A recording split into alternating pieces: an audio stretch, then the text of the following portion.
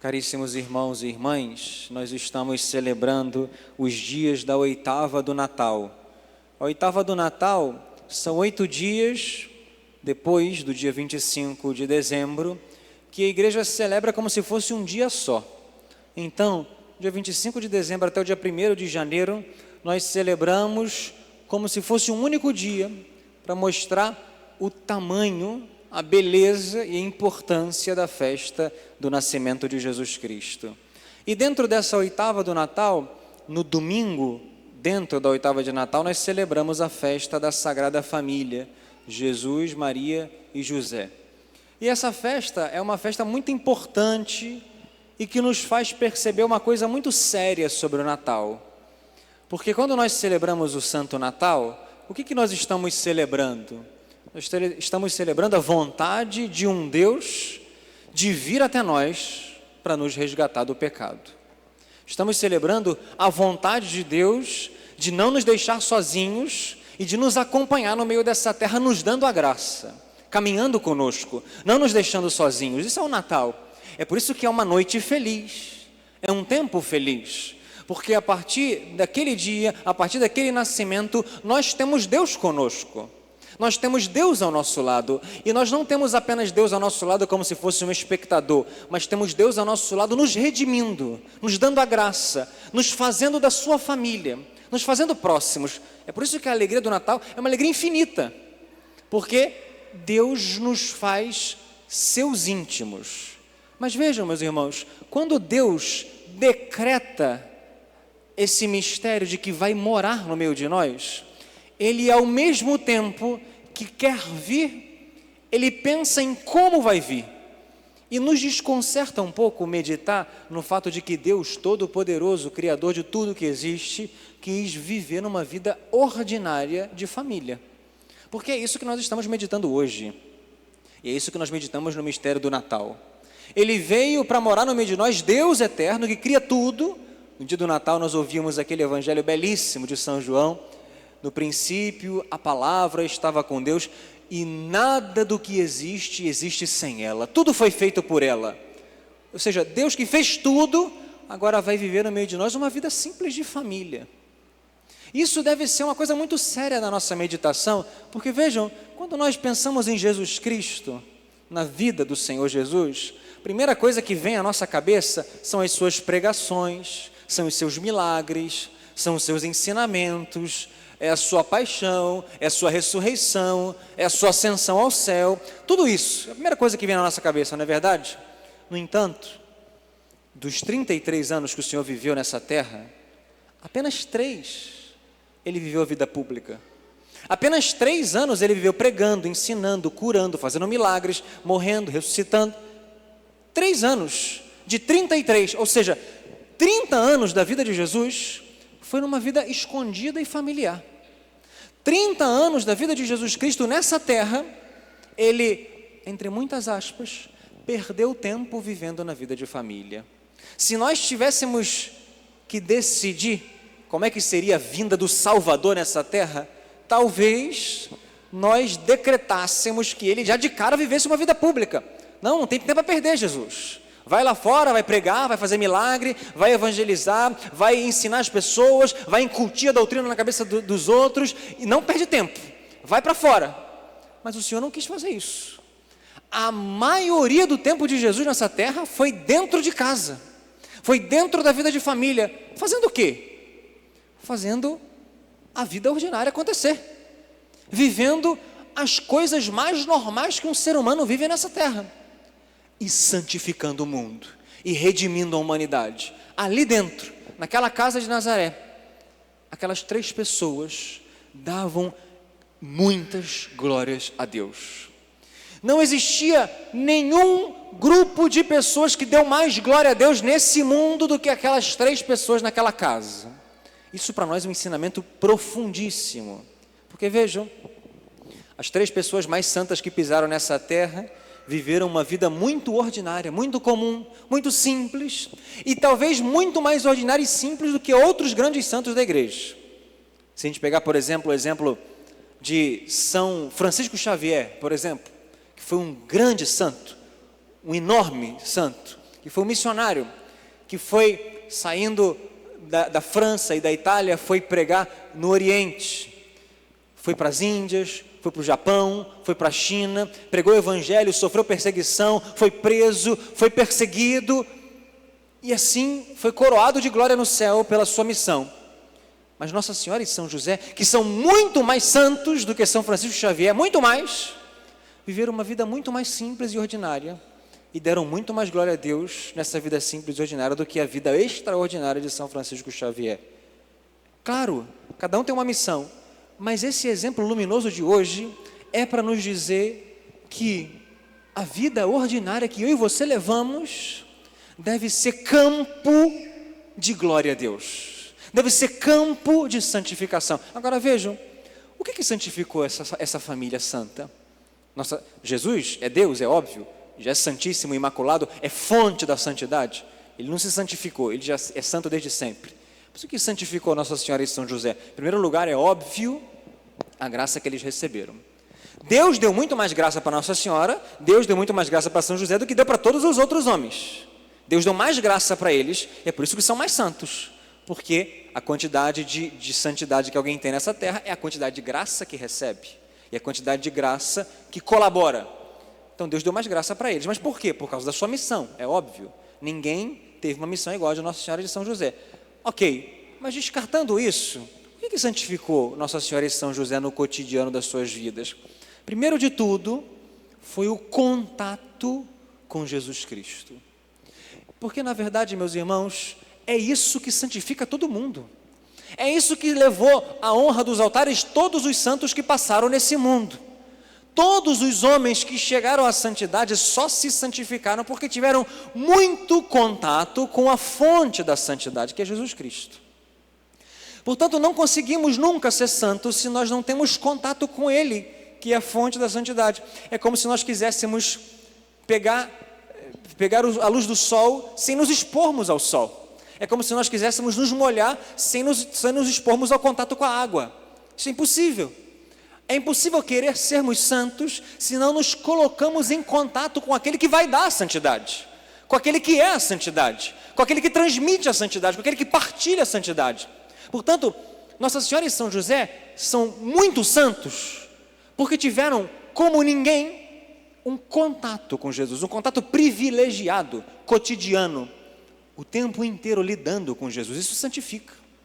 Mas vejam, isso para nós é um exemplo luminoso, porque eu e você temos também acesso livre a Jesus Cristo. Eu e você temos contato e deveríamos ter cotidiano com Jesus Cristo. Nós vamos aqui alguns minutos comungar o corpo do Senhor, o mesmo corpo que Nossa Senhora tratou, que São José tratou, que Nossa Senhora amamentou, que São José cuidou, embalou, é o mesmo que eu e você vamos comungar daqui a alguns minutos. É o mesmo acesso que eles tiveram, nós teremos sob o véu do Santíssimo Sacramento, mas é a mesma pessoa divina, que vai te tocar, que vai entrar em você, que vai entrar em comunhão com a tua vida. Nós deveríamos aproveitar esses momentos de graça, com a comunhão, com a visita ao Santíssimo Sacramento, com a presença de Cristo que está cotidianamente junto de nós, em casa, no trabalho, na rua. Ele está conosco, dentro de você. Nós não nos santificamos porque tratamos pouco da presença de Cristo, porque lidamos pouco com Ele, porque levamos pouco essa presença para a nossa vida, para a nossa rotina. Ele deveria ser alguém com quem nós tratássemos o tempo inteiro, e assim nós seríamos elevados à santidade, e assim nós seríamos elevados a um nível muito alto de amizade com Jesus. Isso foi o que santificou Nossa Senhora e São José. E o segundo ponto que santificou Nossa Senhora e São José, e que pode nos santificar, é que eles lidavam uma vida muito simples, viviam uma vida muito simples e ordinária, inclusive que você leva, mas eles faziam as coisas mais normais de uma vida de família, com um coração cheio de caridade, de modo que cada coisa, sim, por simples que fosse, era levada muito a séria por eles. O que Nossa Senhora fazia de extraordinário? Nada. Qual era a rotina da Virgem Maria? Ela devia cozinhar, ela devia cuidar das roupas do menino Jesus, das roupas de São José, ela devia limpar a casa, ela devia ornar aquela casa, que embora fosse muito simples, porque eram muito pobres, mas certamente devia ser muito limpa, muito organizada, muito bem ornada, devia cuidar das coisas de São José. O que fazia com que isso fosse extraordinário? O amor com que se fazia essas coisas. Porque Nossa Senhora, quando cuidava da casa, ou São José, quando cuidava das coisas da carpintaria, sabia, em primeiro lugar, que estava diante de Deus. Portanto, aquilo que faziam para Deus. Mas além de fazer para Deus, faziam para o outro. Nossa Senhora devia, além de ter Jesus o tempo todo no coração, de ter Deus o tempo todo no coração, ela tinha José no coração.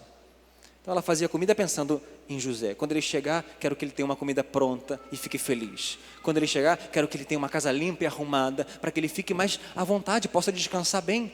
Eu quero que ele tenha uma casa aconchegante. Por quê? Porque cada coisa simples importa se é feito com amor, pensando no outro. E isso santifica, meus irmãos. Isso eleva o nosso coração. Porque a santidade, no fundo, é viver para os outros. São Paulo dizia na carta aos Gálatas, capítulo 6, versículo 2, ele dizia: carregai os fardos uns dos outros, assim cumprireis a lei de Cristo. Olha que palavra forte. Você quer cumprir a lei de Jesus? Você quer cumprir a vontade de Jesus? Carregue para você o fardo do outro. Leve para você aquilo que é problema do outro. Aquela pessoa que convive com você, que não seja um problema só dela, mas seja seu também, de modo que você possa aliviar um pouco o fardo daquele com quem você convive, de modo que você possa fazer com que a vida dele seja mais leve. Isso é cumprir a lei de Jesus Cristo. E essa era a lei que regia a Sagrada Família. Essa era a lei com a qual eles viviam. É por isso que se santificaram. É por isso que tinha a bênção sobre a sua casa. E terceiro e último ponto que eu gostaria de ressaltar nessa homilia, assim eu encerro, é que hoje nós ouvimos esse evangelho famoso da fuga para o Egito, em que o anjo diz a São José: levanta-te, pega o menino, pega a sua mãe, foge para o Egito, porque Herodes quer matar essa criança. É curioso porque Deus fala diretamente com São José, não fala com Nossa Senhora. Nossa Senhora, embora fosse mais santa que São José, mais íntima de São José, de Deus do que São José, Deus fala com São José. Deus se volta para São José e fala com ele. Por quê? Porque Deus chancela a autoridade moral e espiritual do pai de família. São José é o chefe. São José, embora seja menos santo que a Virgem Maria, mas São José foi colocado à frente, foi colocado como cabeça, e Deus chancela isso. Deus vira para São José e pede: você vai tomar conta dela, você vai tomar conta dele, você vai levar eles para longe e você vai proteger. E vejam, hoje nós contemplamos São José como o guardião da Sagrada Família, como protetor, não só da sua esposa, mas de Deus encarnado. Ele é o guardião do Redentor. Ele é aquele que protege. Vejam, isso deve nos levar a pensar na figura do pai na família. Meditando sobre a Sagrada Família, deveríamos pensar sobre a figura paterna, de que São José é um grande modelo para nós. O pai numa família, ele não é apenas o provedor, como São José foi o provedor também, mas o pai é o protetor, o pai é o guardião, o pai, ele é o sentinela, que está à frente da família, que é chefe da família, que é o cabeça da família, para proteger a sua casa. Proteger não apenas dos perigos humanos, também. Proteger não apenas dando seguranças humanas, também. Mas, sobretudo, a proteção espiritual. Nós ouvimos agora na primeira leitura: Deus honra o pai nos filhos, de modo que a honra do pai, a glória do pai, estará na vida do filho. Isso significa que a função mais importante de um pai é uma educação séria, a educação da alma do filho. A alma do teu filho te pertence, a alma dos teus filhos pertence à tua prudência, de modo que se São José não fosse prudente, o menino Jesus morreria nas mãos dos inimigos.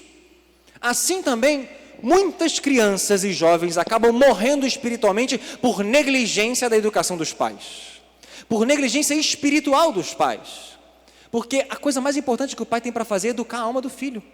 Não terceirize a alma do seu filho, que pode correr grande perigo sem você perceber. Você acha que colocando dinheiro em casa está fazendo tudo? Você acha que dando comida, dando moradia, está fazendo tudo e esquece da alma do seu filho? Não está. Muitas vezes, para que a criança não fique chorando, para que a criança não fique fazendo pirraça, o pai vai lá e dá o celular e esquece. Muitas vezes é por ali que entra um grande mal na alma do seu filho. Muitas vezes pelas coisas que ele escuta ali na rede social, às vezes pelo que ele escuta no colégio, que você não sabe, que você não procura saber, pelo que ele escuta dos amigos, que você não sabe, não procura saber, os males espirituais vão entrando e vão formando a alma do seu filho para o mal, vão formando a alma do seu filho para o caminho da perdição. Isso é tua responsabilidade, isso é responsabilidade do pai, porque você tem que ser guardião, protetor, que guarda a alma do seu filho, que é tua responsabilidade. E São José é para nós um exemplo. Ele toma a peito toda a missão, ele não reclama, ele faz na hora, porque ele sabe que não tem mais nada importante para fazer do que proteger a sua família, do que guardar a sua família, porque sabe que Deus vai cobrar essa missão. Deus não vai cobrar o tanto que você ganhou de dinheiro, Deus vai cobrar o tanto que você cuidou da alma da sua família, porque você foi colocado ali para isso.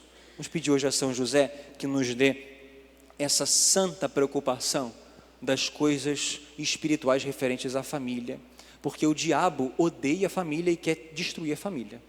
Nós precisamos amar a família, porque Cristo quis vir uma família, Cristo amou a família, Cristo escolheu a família. Nós também possamos escolher a família e lembrar daquilo que o Salmo rezou na liturgia de hoje: felizes os que temem o Senhor e trilham os seus caminhos.